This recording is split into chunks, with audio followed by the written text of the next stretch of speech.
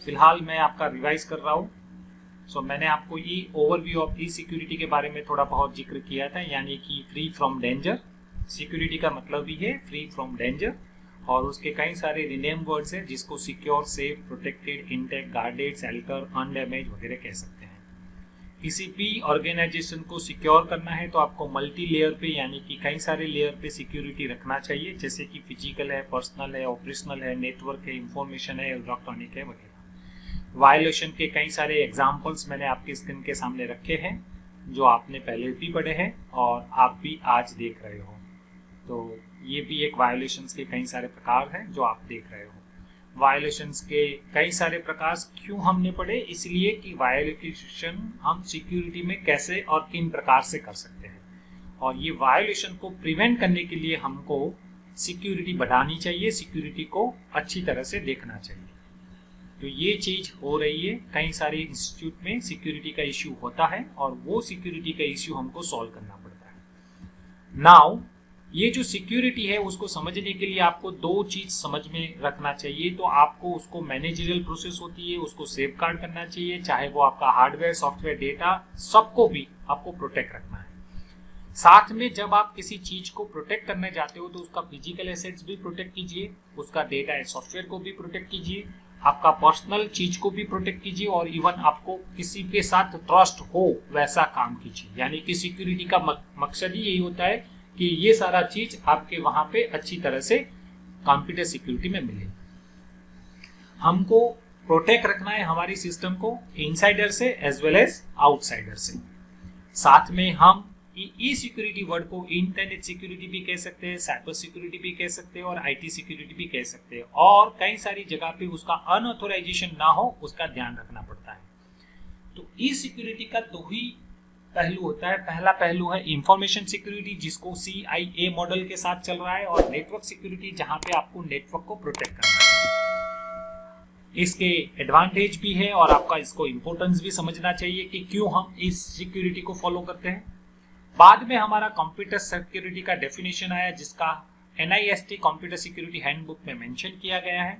उसका 3 चीज वर्ड पे था, जिसका पहला चीज था कॉन्फिडेंशियलिटी, इसके बाद उसकी इंटीग्रिटी, और तीसरा उसका अवेलेबिलिटी।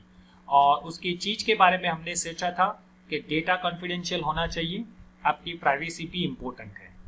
इंटीग्रिटी में आपका डेटा का इंटीग्रिटी भी होना चाहिए, और साथ में आपका सिस्टम का भी इंटीग्रेशन होना चाहिए।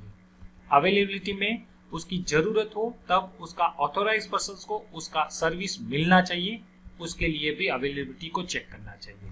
और फिर हमने एक और डेफिनेशन के बारे में समझना चाहा था, जिसका नाम था FIPS 99 में उन्होंने ये जो CIA मॉडल था उसको एक्सटेंड किया। CIA मॉडल जहां पे कॉन्फिडेंशियलिटी, इंटीग्रिटी और अवेलेबिलिटी था, साथ में उन्होंने एक और 2 वर्ड ऐड किए, जिसका नाम था ऑथेंटिसिटी एंड अकाउंटेबिलिटी। अब ये कॉन्फिडेंशियलिटी, इंटीग्रिटी और अवेलेबिलिटी लॉस कब होती है, जैसे कि लॉस ऑफ कॉन्फिडेंशियलिटी, ये जो कॉन्फिडेंशियलिटी है वो लॉस होगी। कब लॉस होगी? अनऑथोराइज डिस्क्लोजर ऑफ इंफॉर्मेशन, कोई अनऑथोराइज हमारी इंफॉर्मेशन को डिस्क्लोज करेगा। इंटीग्रिटी लॉस कब होगी? अनऑथोराइज उसको मॉडिफाइड करेगा और डिस्ट्रक्ट करेगा। अवेलेबिलिटी कब लॉस होगी? Availability will be loss when disruptions of access to use of information, आपको वो चीज सही ढंग से अनऑथोराइज पर्सन को ना मिले तब वो लॉस ऑफ अवेलेबिलिटी होती है। तो ये लॉस हो तब आपको ये चीज बहुत सारी काम आती है, ऑथेंटिसिटी, यानी कि जेन्युइन पर्सन को उसको वेरीफाइड कीजिए, ट्रस्ट कीजिए, और चेक करने के बाद उसका डेटा वैलिडेट कीजिए, ट्रांसमिट कीजिए, जिसको आपको देना है।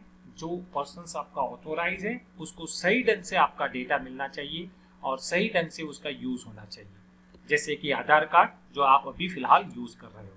दूसरा अकाउंटेबिलिटी, मैंने बताया था सभी सारी चीज को अगर आप ध्यान से देखें तो कोई चीज बुरी होती है। Whenever you are going to provide any system, उसको सिक्योर करते हैं, फिर भी कुछ ना कुछ गलती हो जाती है, और वो चीज अगर गलत हो गई तो कोई बात नहीं, उसका ट्रेसिंग सही होना चाहिए। ट्रेसिंग मतलब जब आप कोई आपका सिक्योरिटी ब्रीच करता है तो वो कौन से, जहां से ये सारे लोग वहां से एंटर हुए थे, या फिर कौन सी फाइल को उन्होंने मॉडिफाइड किया था या फिर कौन सी फाइल में उन्होंने बिना पूछे उन्होंने मॉडिफाइड किया था या फिर उन्होंने कौन सी फाइल या कौन से फोल्डर को एक्सेस किया था, वो सब कुछ मिल जाए, वैसी भी ट्रेसिंग हो जाए तो आपको बहुत अच्छा लगता है। नहीं तो फिर हमको फॉरेंसिक एनालिसिस करने के लिए भी ये सही ढंग से मिलना चाहिए। तो ये भी चीज है जहाँ पे अकाउंटेबिलिटी, यानी कि हम उसको सही ढंग से चेक कर पाए कि कौन सी सिक्योरिटी में कहाँ से ब्रीच हुआ था। तो इसके लिए भी आपको अकाउंटेबिलिटी ध्यान में रखना है। इसके बाद मैंने लेवल ऑफ सिक्योरिटी कहा था कि आपको फिजिकल लेवल में भी सिक्योर करना चाहिए, आपको नेटवर्क लेवल में भी सिक्योरिटी बढ़ानी चाहिए, आपको ऑपरेटिंग सिस्टम में भी सिक्योरिटी करना चाहिए और एप्लीकेशन लेवल में भी सिक्योरिटी करना चाहिए। और उसके कई सारे हमने पहलू देखे थे और एग्जाम्पल भी देखे थे, जहाँ पे फिजिकल में हमने उसका लॉक इक्विपमेंट, उसका एक्सपेंसिव इंपेरिकल, कई सारे इश्यू होते हैं। सभी प्रकार के सिक्योरिटी लेवल पे फिजिकल हो या फिर लॉजिकल हो या फिर आपका ऑपरेटिंग सिस्टम का हो, सबका अपना अपना उसका इश्यू होता है। वो इश्यू को रिजॉल्व करते हुए आपको सही ढंग से आपकी सभी सारी चीज को अच्छी तरह से सिक्योर करेंगे तो आपको कम से कम उसका इम्पैक्ट मिलेगा। जैसे कि मैं यहाँ पे लो इम्पैक्ट, मॉडरेट इम्पैक्ट और हाई इम्पैक्ट, यानी कि कम डैमेज होगा, ज्यादा डैमेज हो सकता है और सबसे ज्यादा डैमेज भी हो सकता है। तो ये ट्रैफिक का सिग्नल मैंने आपको एक्सप्लेन किया था कि कहाँ क्या गलती होती है और क्या चीज से आपको सिक्योरिटी कम मिलती है। जैसे कि लो है तो वहां पे minor damage, minor financial loss और माइनर हार्म मिलेगा। मॉडरेट में आपको थोड़ा सिग्निफिकेंट लेवल मिलेगा और हाई में आपको ज्यादा मिलेगा। Now let us understand overview of E security. मैं आपको सही एग्जांपल, रियल टाइम एग्जांपल अब देने जा रहा हूं, जरा ध्यान से सुनिए। रियल एग्जांपल ऑफ कॉन्फिडेंशियलिटी, जरा ध्यान से सुनिएगा। आपकी स्टूडेंट्स के ग्रेड की इंफॉर्मेशन कॉन्फिडेंशियलिटी है और हाईली इंपॉर्टेंट फॉर स्टूडेंट्स है, यानी कि ये जो स्टूडेंट के ग्रेड होते हैं, मार्क्स होते हैं, रिजल्ट होता है, वो कॉन्फिडेंशियल रखना पड़ता है। किसके लिए कॉन्फिडेंशियल है? वो हाईली किसके लिए है? स्टूडेंट्स के लिए है।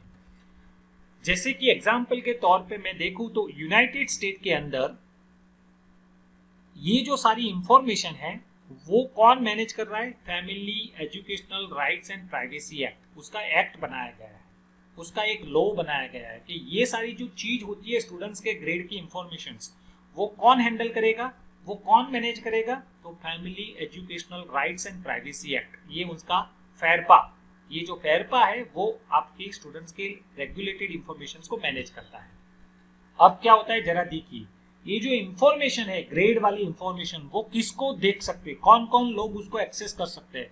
तो grade information should be only available to the students, their parents and their employee that required information to do their job। वो 3 लोगों को ही अवेलेबल रहता है, बाकी सबको देखने को नहीं मिलता है। यानी कि स्टूडेंट्स को वो देखने को मिलेगा, वो पेरेंट्स को देखने को मिलेगा या फिर उसके एम्प्लॉय को देखने को मिलेगा, यानी कि वो स्कूल और कॉलेज वाले जो टीचर्स या उसके अथॉरिटी पर्सन होते हैं उनको ही देखने को मिलता है। बाकी सबके लिए वो कॉन्फिडेंशियल है, वो किसी को भी डिक्लेयर नहीं करते। स्टूडेंट्स का एनरोलमेंट नंबर देखिए, अब क्या होता है, स्टूडेंट का एनरोलमेंट नंबर वो उसकी कॉन्फिडेंशियलिटी मॉडरेट है, हाईली नहीं है, मॉडरेट है। तो क्या होता है कि जो फैरपा है, यानी कि जो मैंने बताया ये जो एक्ट है, वहां पे आप कई सारे लोगों को डेली बेसिस वहां पे इंफॉर्मेशन, सब लोग उसके पोर्टल पे जाते हैं और डेटा देखते हैं, समझते हैं। तो अगर कोई बंदा आपका एनरोलमेंट नंबर देख जाए तो उसका मतलब ये नहीं है कि आपका कोई नुकसान होगा, कुछ भी नुकसान नहीं होगा, सिर्फ एनरोलमेंट नंबर से कुछ नहीं होता। और the result in less damage if disclose, अगर आपका ये एनरोलमेंट नंबर डिस्क्लोज हो गया तो उससे आपका रिजल्ट के साथ कुछ फर्क पड़ने वाला नहीं है। तो ये भी आपको ध्यान में रखना चाहिए, ये भी एग्जाम्पल के तौर पे समझाया गया है। सभी प्रकार की डायरेक्टरी की इंफॉर्मेशन मिलती है, जैसे कि list of students, faculty name, department list, ये सब कुछ वहां पे रखा होता है। सो उसको लो कॉन्फिडेंशियल कहते हैं, उसमें ज्यादा कॉन्फिडेंशियल नहीं होता है, क्योंकि आपका कितने सारे स्टूडेंट्स है, नंबर ऑफ स्टूडेंट्स, उसमें नाम नहीं आते, नंबर ऑफ स्टूडेंट्स कि इस पर्टिकुलर कॉलेज में कितने स्टूडेंट्स है, कितने फैकल्टी है, कितने डिपार्टमेंट है, तो वो नंबर ऑफ लिंकिंग वहां पे डायरेक्टरी में दिखाए गए हैं। अगर आप वो डायरेक्टरी देखेंगे तो उससे भी आपको कोई भी कॉन्फिडेंशियलिटी में कोई चीज या ब्रीच किया है ऐसा नहीं आएगा, क्योंकि उस पर ज्यादा इफेक्ट नहीं होगा। तो ये high level confidentiality, moderate level confidentiality और लो लेवल कॉन्फिडेंशियलिटी का एग्जाम्पल है जो आप समझ सकते हो। टिपिकली ये सभी सारा चीज अपनी वेबसाइट पे या उनकी पब्लिक वेबसाइट्स में फ्रीली ओपन होता है, इसलिए उसको लो कॉन्फिडेंशियलिटी कहते हैं। ऐसी चीज जहां पे आपको लगता है कि इससे आपका नुकसान नहीं है या फिर उसका माइनर डैमेज हो सकता है, तो उसको आप फ्रीली अवेलेबल रख सकते हो। अगर आपको लगता है कि इससे थोड़ा नुकसान हो सकता है तो उसको कॉन्फिडेंशियल मॉडरेट लेवल पे रख सकते हो, और आपको ऐसा लगता है कि इससे मेजर डैमेज हो सकता है तो आपको उसको हाईली डैमेज रखना, हाईली कॉन्फिडेंशियल रखना चाहिए। ये सिक्योरिटी के इम्पैक्ट में आता है। तो जो मैंने समझाया। अब इंटीग्रिटी का मतलब क्या है, थोड़ा ध्यान से समझिएगा। इंटीग्रिटी का मतलब क्या है? एक हॉस्पिटल था जहां पे एक पेशेंट को एलर्जी हुआ था, और जो एलर्जी हुआ था उसका इंफॉर्मेशन कोई डेटाबेस में स्टोर किया था। जरा ध्यान से सुनिएगा, इंटीग्रिटी का मतलब क्या है। एक हॉस्पिटल में पेशेंट का एलर्जी हुआ था, और वो एलर्जी हुआ था उसका इंफॉर्मेशन हमने किसी डेटाबेस में स्टोर किया था। Now the doctor should be able to trust that information is correct and current. Doctor को तो ऐसा लगा कि ये जो डेटाबेस में इंफॉर्मेशन रखा है वो करेक्ट है, और उसका रिसेंटली जो एलर्जी हुआ है उसका ही डेटा है, यानी कि करंट डेटा है, नाउ डेज का डेटा है। अब क्या हुआ? Now suppose that an employee, एक एम्प्लॉय था जिसका एग्जाम्पल के तौर पे हम लिख देते हैं नर्स, हु इज ऑथोराइज, वो ऑथोराइज है। ऑथोराइज यानी कि उसी हॉस्पिटल की नर्स है, वो देख सकती है to view and update this information, यानी कि वो देख भी सकती है और उसको अपडेट भी कर सकती है। Deliberately falsify the data to cause the harm of hospital. उन्होंने अपने एंड से, ये जो नर्स थी उन्होंने अपने एंड से ये डेटा को फॉल्सिफाई कर दिया, इनकरेक्ट कर दिया, रीमॉडिफाई कर दिया, थोड़ा सा चेंज कर दिया। अब उसका मकसद क्या था? Harm to the hospital, hospital की क्रेडिट निकल जाए या क्रेडिट हो जाए, वो मिस क्रेडिट हो जाए, या उसका मार्केट में नाम अच्छी तरह से बदनाम हो, वैसा काम ये नर्स ने किया। अब आगे क्या होता है देखिए। The database need to be restore, हमको तो डेटाबेस रिस्टोर करना पड़ेगा क्योंकि उन्होंने रीमॉडिफाई कर दिया था। ओरिजिनली वो डेटा सही था लेकिन उन्होंने मॉडिफाइड किया, इसलिए डेटाबेस को रीचेंज या रिस्टोर करना पड़ा। सो ट्रस्टेड बेसिस क्विकली, हमको वो ट्रस्ट जल्दी से करना पड़ेगा, नहीं तो फिर वो ट्रस्टेड यानी कि जो एलर्जी वाला इंफॉर्मेशन था वो सही ढंग से गलती से किसी और इंफॉर्मेशन में चला गया तो क्या होगा, जरा ध्यान से देखिएगा। It should be possible to trace error back to the persons responsible. आपको वो पर्सन्स को ढूंढना पड़ेगा जिन्होंने ये पर्टिकुलर डेटा को बदला, चेंज किया, मॉडिफाइड किया, और सही ढंग से कहां से क्या एरर आया था वो ढूंढना पड़ेगा। अदरवाइज क्या होगा देखिए, patient allergy information is an example of assets with high requirement for integrity. अगर ये एलर्जी इंफॉर्मेशन गलती से भी डॉक्टर के पास चला गया और डॉक्टर ने उनको उसी हिसाब से उसका ट्रीटमेंट किया, तो it may be incorrect information and it could result in serious harm. कभी कभी वो पेशेंट का डेथ भी हो सकता है और हॉस्पिटल की कई सारी क्रेडिट भी चली जा सकती है। तो ये इंटीग्रिटी का एग्जाम्पल देखिए, सब लोगों को मिलकर अच्छी तरह से काम करना चाहिए। डेटाबेस तो था, पेशेंट का इंफॉर्मेशन भी था, नर्स भी था, लेकिन नर्स ने क्या किया, उन पेशेंट का इंफॉर्मेशन चेंज कर दिया। जैसे ही चेंज किया तो वो डेटा अगर आगे डॉक्टर के पास चला गया जहाँ पे ऑटोमेटिक प्रोसेस हो रही है, तो वहाँ पे ऑटोमेटिक प्रोसेस के बाद वो तो वही समझेगा कि पेशेंट का इंफॉर्मेशन जो अभी आ रहा है वो ही है और वो सही है। तो बेस्ड ऑन दो चेक और मॉडिफाइड डेटा, उसके हिसाब से उन्होंने अगर ट्रीटमेंट की होती तो हो सकता है कि पेशेंट को ज़्यादा कुछ बीमारी हो जाए या फिर उसका डेथ भी हो जाए। तो ये इंटीग्रिटी का एग्जाम्पल है। देखिए, सबको इकट्ठा होकर काम करेंगे, सभी इक्वली लायबिलिटी को चेक करेंगे तो ये इंफॉर्मेशन सही ढंग से जाएगी। अवेलेबिलिटी का एग्जाम्पल देखिए, अवेलेबिलिटी का एग्जाम्पल क्या है, रियल टाइम एग्जाम्पल। यहाँ पे आपको मोबाइल का स्क्रीन दिया है जो आप अभी समझ रहे होंगे। ये क्रिटिकल कंपोनेंट है सर्विसेज से, जहाँ पे higher is level of availability. जब भी जरूरत हो तब आपको ये डेटा मिलना चाहिए, जैसे कि authentication services for critical system, application और डिवाइसेस। देखिए, अगर मेरे पास ये बायोमेट्रिक वाला डिवाइसेस है और मैं रास्ते से गुजर रहा हूँ और मुझे एक्सीडेंट हो जाता है और मैंने जो मेरे फिंगर यूज किए थे वही फिंगर मेरे डिवाइसेस को एनेबल कर सकते हैं और मेरा फिंगर्स उसी एक्सीडेंट में काम नहीं आए, तो मेरे डिवाइसेस का मतलब क्या? तो ये भी चीज है, जरा ध्यान से अंडरस्टैंड कीजिए। रियल एग्जांपल ऑफ अवेलेबिलिटी, आपके पास बायोमेट्रिक जो आप अपने मोबाइल में रखते हो वो मोबाइल आप अपने फिंगर से उसको ओपन और क्लोज करते हो।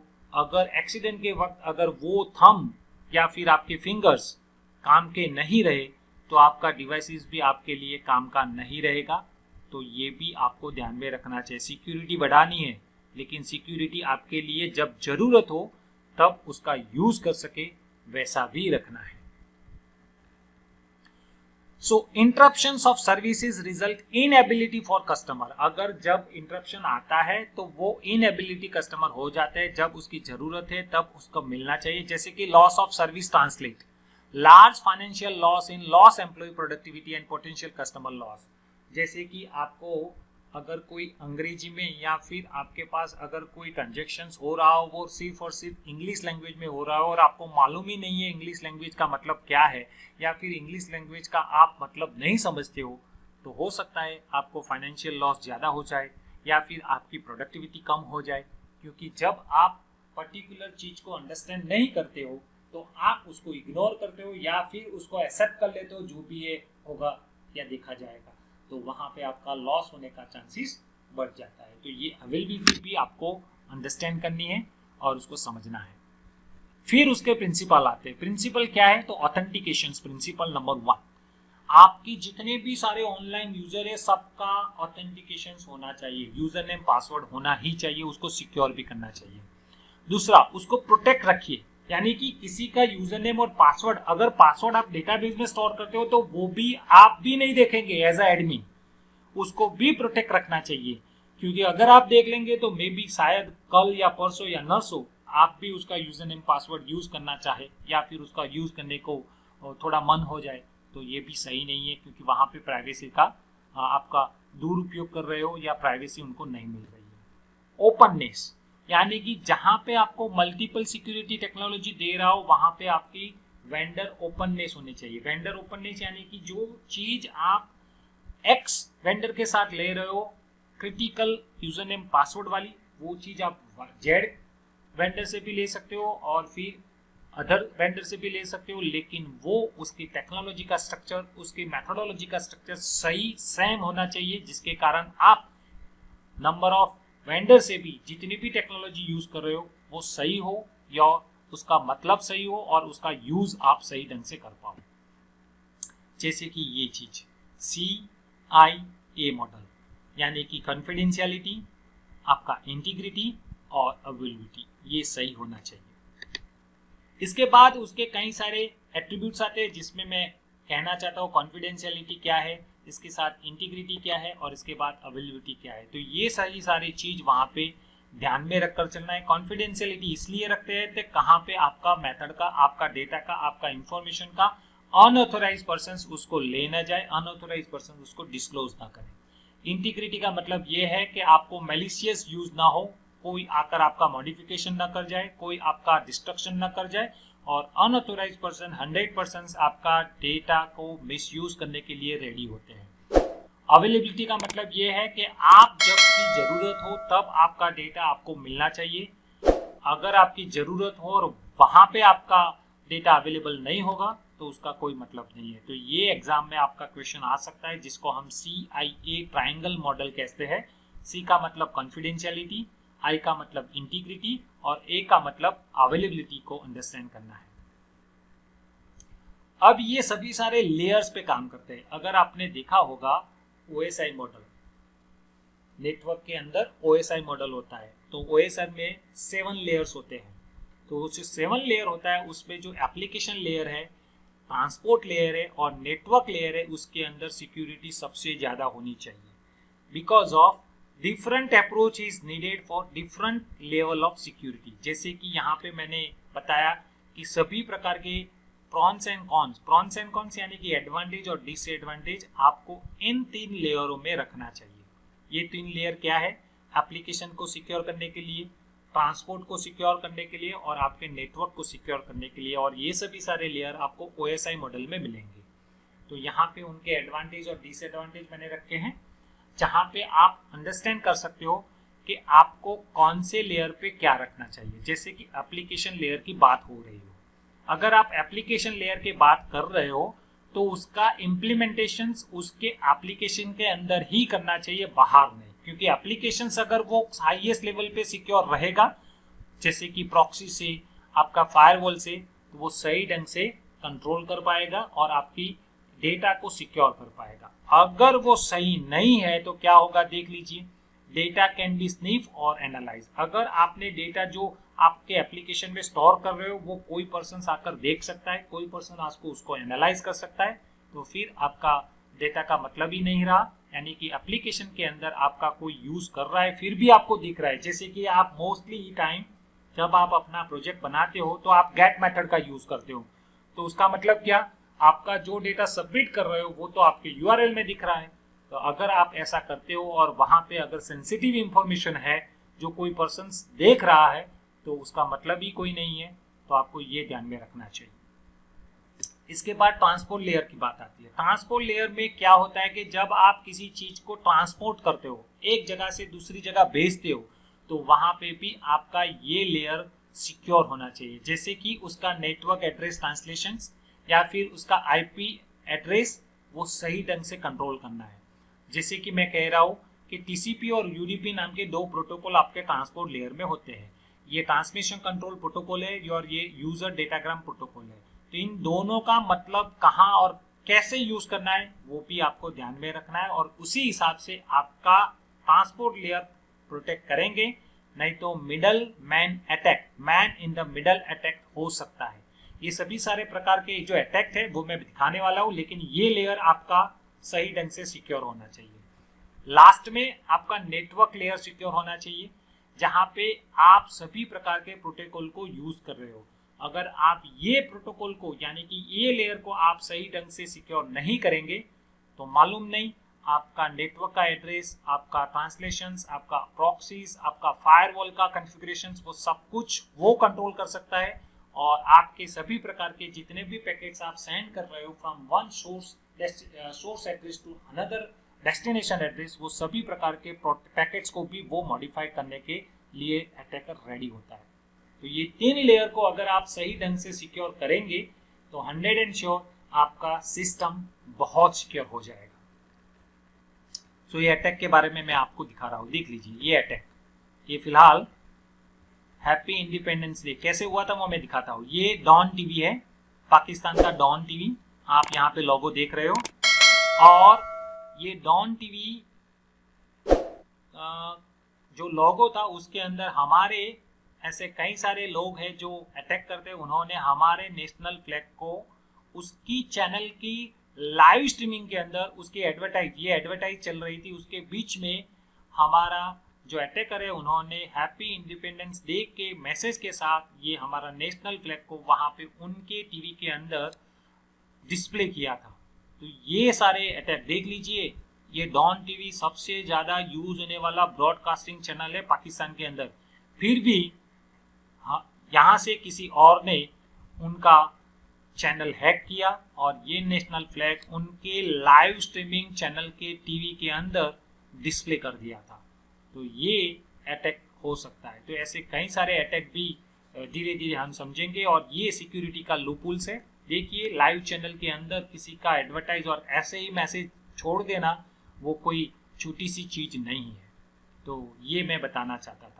फिर हम देखेंगे कई सारे अटैक्स, जैसे कि कंप्यूटर इंफॉर्मेशन का अटैक होता है, इंफ्रास्ट्रक्चर के अटैक होते हैं, नेटवर्क के अटैक्स होते हैं, पर्सनल कंप्यूटर डिवाइसेस में अटैक हो सकते हैं, आपको स्टील कर सकते हैं, अल्टर कर सकते हैं और डिस्ट्रॉय कर सकते हैं। जो अटैक आते हैं वो 3 चीज करते हैं, का तो वो चोरी करते हैं स्टील, का तो वो अल्टर करते हैं, डेटा को मॉडिफाइड करते हैं, या फिर आपके डेटा को डिलीट करते हैं। और आपको किससे बचना है, तो आपको बचाना है आपकी कंप्यूटर इंफॉर्मेशन सिस्टम को, आपके इंफ्रास्ट्रक्चर को, आपके नेटवर्क को और आपके पर्सनल कंप्यूटर डिवाइसेस को। और किससे बचाना है, तो देखिए ये सारे अटैक के नाम है, DOS और WDOS, MITM man in the middle attack, fishing, drive bye SAP attack के नेम है, पासवर्ड, SQL इंजेक्शंस और XSS।